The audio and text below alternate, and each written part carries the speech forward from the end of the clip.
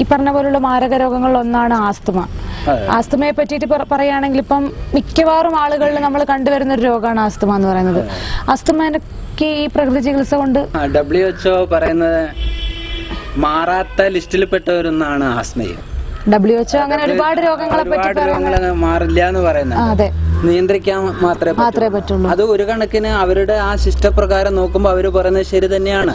കാരണം ആ വ്യൂവില് അങ്ങനെയാണ് അവർ കാണുന്നതും അനുഭവിക്കുന്നതും. അലോപ്പതിയുടെ ബേസ് വെച്ച് നോക്കുമ്പോൾ അങ്ങനെയാണ്. പക്ഷെ പ്രകൃതി ചികിത്സാ രീതിയിൽ ഒരു നിരവധി ആസ്മ പേഷ്യന്റ് മാറ്റിയ അനുഭവമുണ്ട്. വളരെ പ്രായം ചെന്നവരും അതിൽ പെടുന്നുണ്ട്. ഉദാഹരണമായിട്ട് ഒരു പാത്തുമ്മ എന്ന് പറഞ്ഞിട്ട് ഒരു ഉമ്മ, 60 വയസ്സുള്ള ഒരു ഉമ്മ എൻ്റെ അടുത്ത് വന്നിരുന്നു. അവർക്ക് ഏതാണ്ട് ഒരു 30 വർഷത്തോളമായിട്ടുള്ള അസുഖമാണ്. 60 വയസ്സുള്ള ഒരു ഉമ്മയ്ക്ക് 30 വർഷം പഴക്കമുള്ള ആസ്തമ. നിരവധി ചികിത്സകൾ ചെയ്തിട്ട് മാറാതെ എപ്പോഴും ഈ ഇൻഹേലർ വരെ ഉപയോഗിച്ച് നടക്കുകയായിരുന്നു. അങ്ങനെ അവരെൻ്റെ അടുത്ത് വരുന്നത്.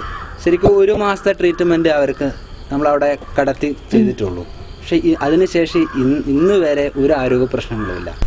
40 വയസ്സിൽ തുടങ്ങിയതായിരുന്നു. 10-20 കൊല്ലമായി സുക്കട് സമാധാനമായി മാറിയിട്ട്. അതേപോലെ തന്നെ പ്രായം കുറഞ്ഞവർക്കും ആസ്മ മാറുന്നുണ്ട്. ചെറിയ കുട്ടികളിൽ ഇപ്പൊ കാണുന്നുണ്ടല്ലോ. കുട്ടികൾക്ക് മാറാൻ കുറെ കൂടി എളുപ്പമാണ് സത്യത്തിൽ. അലർജി പോലുള്ള രോഗങ്ങൾ ഈ മരുന്ന് കഴിക്കുമ്പോ അത് കൂടുതൽ സപ്രസ് ചെയ്യാണ് ബോഡിയിൽ.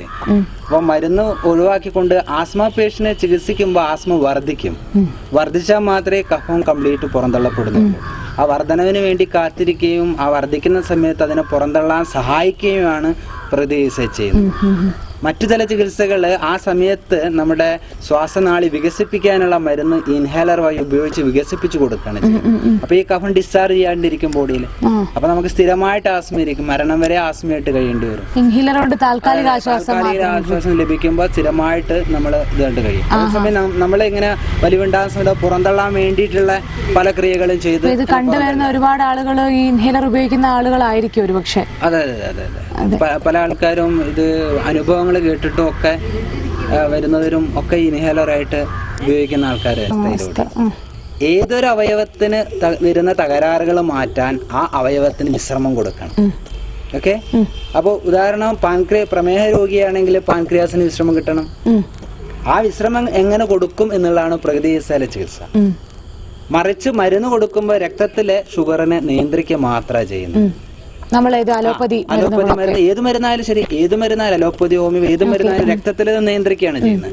നമുക്കതല്ല വേണ്ടത്. നമുക്ക് പാൻക്രിയാസിന്റെ ബീറ്റാ കോശങ്ങൾ ആരോഗ്യവത്തായിട്ട് അതിന്റെ പ്രവർത്തനം സജീവമാവുക വേണ്ടത്.